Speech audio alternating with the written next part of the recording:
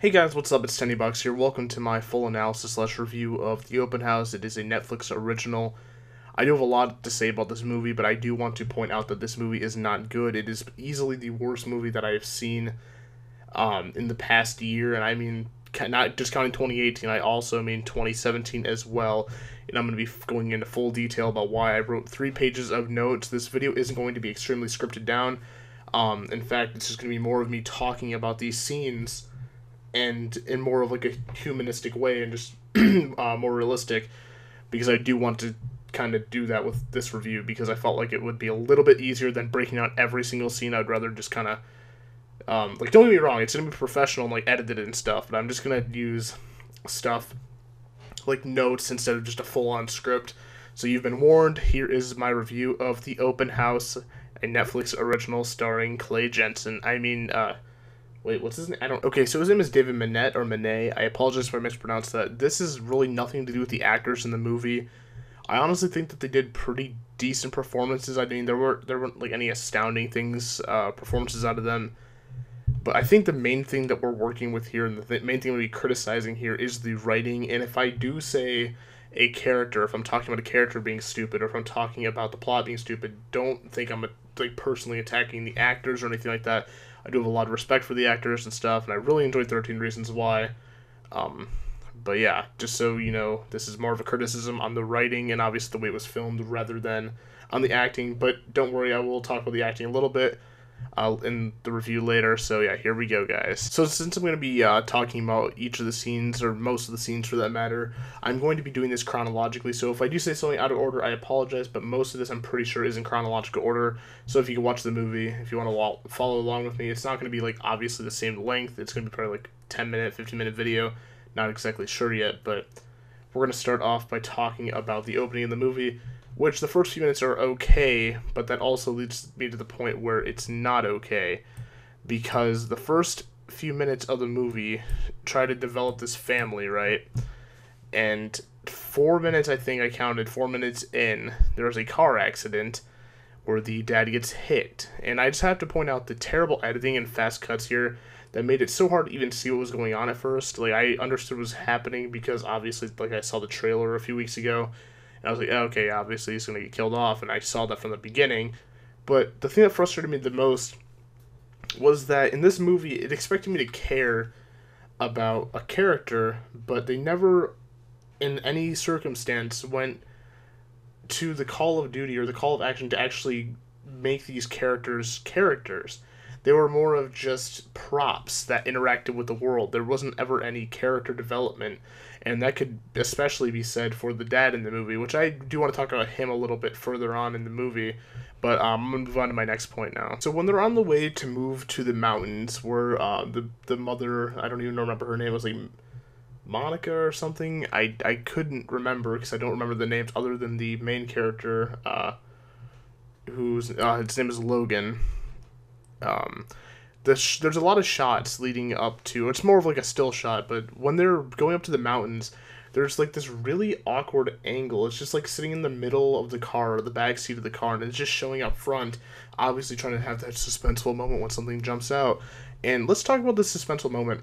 So basically what happens is a man is standing in the middle of the road, which was like, before that scene had even started, they were doing like some really cool aerial shots, and they were having like this music above it, which obviously every movie's gonna have aerial shots in it. But the way it just looked reminded me a lot of Alan Wake, the video game. And if you haven't played that before, it's a horror thrillers type game, third person, basically about this novelist's works coming to life in more or less words. But in the beginning of that game, it has that same shot, but then it also has a dream sequence where the main character, Alan Wake, is driving down the road, and he hits a hitchhiker, which is literally almost the same thing that happens here. So she's looking away, and then all of a sudden, jump scare happens, and it's like, oh my god, if I have to hear that jump scare cue one more time throughout this, I'm gonna go crazy. But it felt just so reminiscent to Alan Wake, which I'm sure that's just grasping at straws, but just this cliche of having a person stand in the middle of the road, and then of course, just like in Alan Wake, and I know I'm grasping at straws here, the mom looks back, and Logan looks back in the car, and at the back of the road to see where he is, and he's just gone, which is the same exact thing that happens in Alan Wake, except for he like disappears because he's in a dream.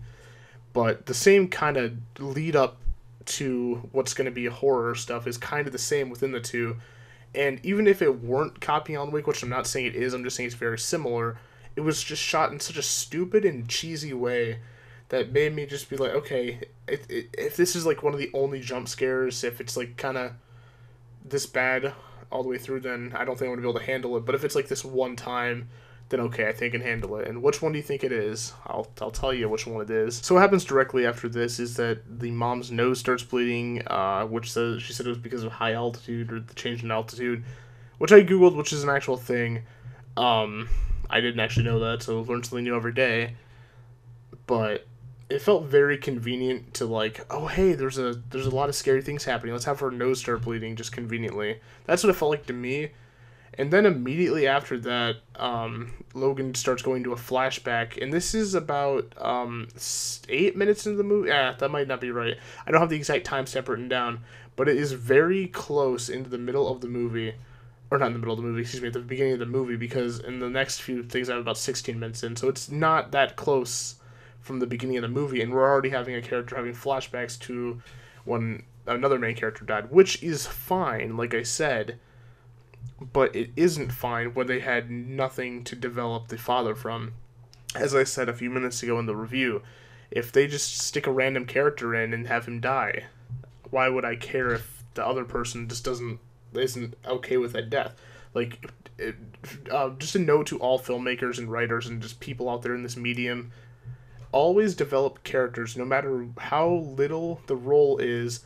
Because people like me, people reviewing the movie, or people going out to actually genuinely have a good time at the theater, or in Netflix in this case, they want depth in their characters, and they're not going to care if you're going to beat them over the head with, oh, like, boo-hoo-hoo, his dad died like 6 minutes ago in the movie's time, or 5 minutes ago, probably not even that much, or probably not even that long, and you're already going on this, like, oh god, these characters are affected by this, like, that's fine, you can be affected by it, but explain why.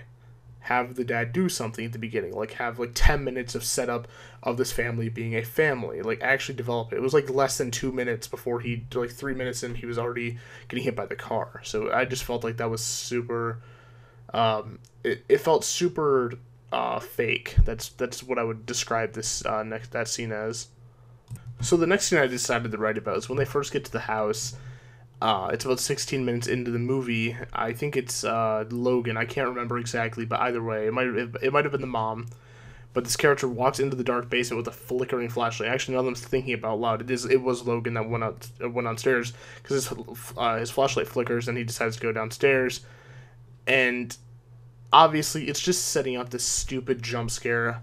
I mean, what character in their right mind starts off, even if you don't think you're in a horror setting, like, new house, late at night, what's your first move?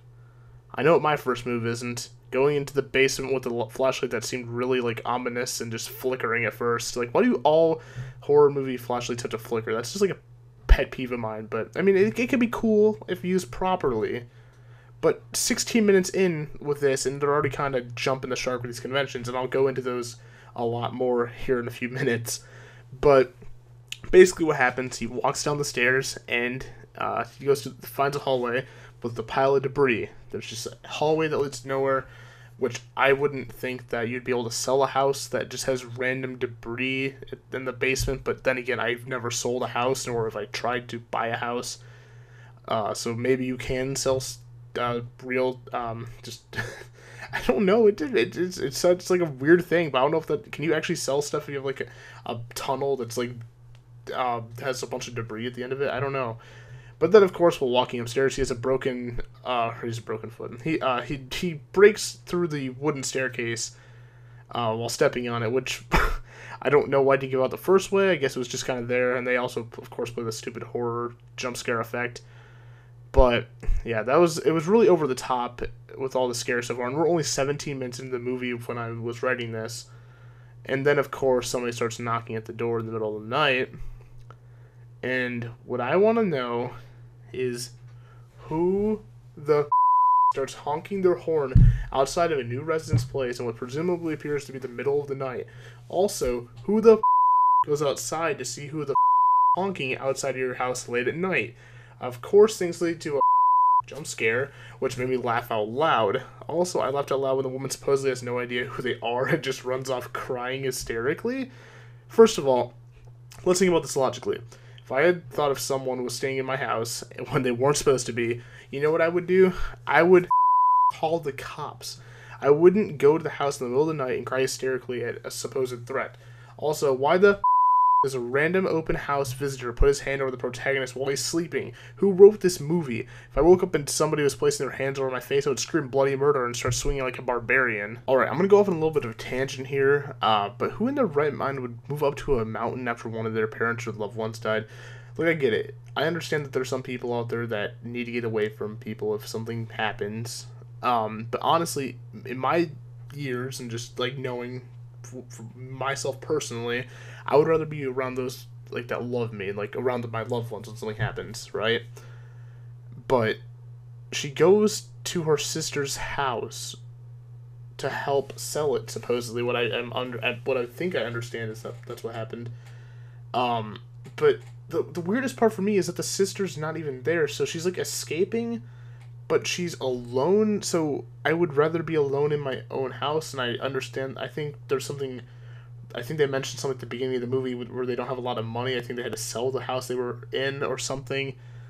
But I don't know. It just all felt way too convenient to me. That's honestly it. Like, so I don't know. I'm stumbling so much on this because it's hard to wrap my head around. Like, even with the whole money thing, like, why would you choose to live in like one of your family members' houses while they aren't there? That just seems very strange to me. But maybe I'm the strange one here. Who knows?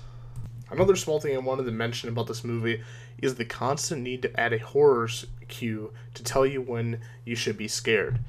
For me, when I watch a horror movie, which isn't very often, but in my opinion, the best horror movies are things that put me on edge with the characters, the setting, the music, the environment. Not a horror cue telling me to be scared. Like, yeah, I'll jump or whatever, but that's not actual fear. That's just getting startled. Like, yeah, okay, you got me with your stupid little jump scare, right? But to me, actually setting it up through the movie itself, rather than the stock action effect that isn't actually in the movie's universe, is a much better way of portraying a film. That's my honest opinion.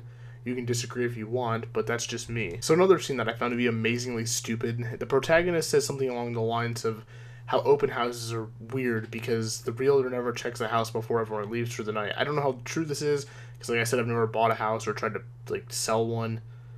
But I find it hard to believe it's as stupid as this movie is making it out to be. Obviously, they're setting up some scene where they can think a person's still in the house with them at night.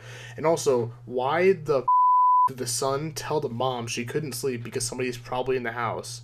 What a Also, why would you answer the phone so late at night and then not be freaked out that you could hear yourself through the phone? If that were me, which it never would be me, because I would have hightailed it the out of there before I could hang up the line. I know I mentioned the horror cue sound effect before, like 3 times, but I thought I would bring up the soundtrack to the movie just for a second. So far, it just seems like you're always on this verge of this climactic, like, jump scare. It's always so tense, which is okay for a horror movie, but I don't think it's, like, the best choice for this movie, because there are genuinely scenes in this movie where it shouldn't be tense, but it's acting like it's going to have this jump scare, which of course it does, but in the scene there would never be a jump scare. For example, there's a person in the house later in the movie who is the plumber, I believe, who goes to work. He's like a handyman. He goes to work on the water heater, and he just, like, the mom's standing in the kitchen, and then all of a sudden he puts his arm on her, and it plays this jump scare effect. Like, what the who actually puts their hand on somebody like that? It's just so creepy and over the top, and obviously just there to be a jump scare. So at a few points in this movie, and yes, when I say this, I do literally mean a few times that these characters, I swear I counted at least 4 scenes, at least with each of the in total combined with the characters going down to the basement to fix the water heater, I believe, because the shower water was cold. So the mom goes down there, and all of a sudden the door slams shut. She goes back up and she's like, "Yo, why the You did this to me. Like, why did you, why did you slam the door on me? What's his name now? Logan? Yeah, why did you slam the door on me, Logan? He's like, I don't know what you're talking about. And she's like, oh, I guess maybe the door's broken. Like, excuse me? I don't think that's how doors are supposed to work. Like, I've seen broken doors before, and never have they ever dramatically slammed on cue just for the sake of a horror moment. Like, and of course it plays a stupid sound effect cue as well that I've been mentioning every 2 seconds in this review. Okay, so I have no idea how this video ended up being this long, and this is actually only part 1 of the video. I actually do have 2 more pages of notes, believe it or not, on this atrocity of a movie. And if you're frustrated by now with the scenes I've been telling you, you cannot believe how much more ridiculous that this movie gets, almost to the point where it's laughable and you're rooting for the killer. And yes, there is a killer, and you'll find more about that in the next episode of this, or the next part of this, so I apologize for having to upload this separately, but I cannot have like a 40-minute video being exported to my computer. It might actually kill it. Anyways, guys, thank you so much for watching part 1 of my the open house review and / analysis. Next episode, we'll be going over this piece of trash film.